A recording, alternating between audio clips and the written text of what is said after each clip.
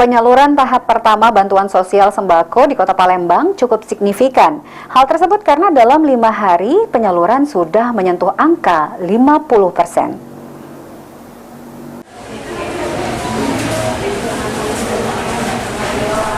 Pasca 5 hari penyaluran tahap pertama bantuan sosial sembako dari Kementerian Sosial Kemensos Republik Indonesia oleh kantor pos untuk keluarga penerima manfaat KPM di Kota Palembang, perkembangan capaian cukup signifikan.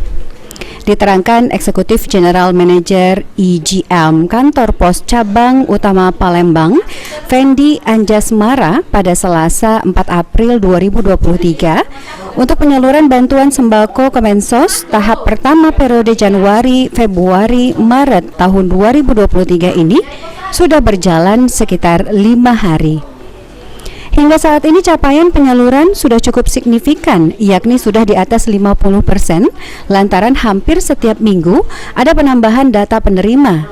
Meski begitu, penyaluran akan tetap dilanjutkan dengan target rampung sebelum Hari Raya Idul Fitri. Tunai sampai saat ini penyaluran sudah di angka 50%, karena hampir setiap minggu itu ada penambahan data yang insya Allah itu akan segera kami salurkan. Targetnya sebelum Lebaran itu sudah selesai semuanya. Ini udah hari keberapa ini Pak? Kalau jadwal di kami sudah jalan sekitar 5 hari ya. Sudah 5 hari.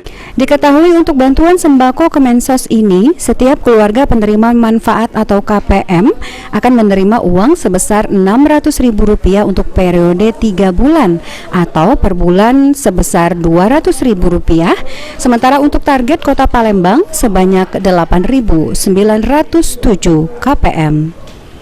Sandi Pratama, PAL TV.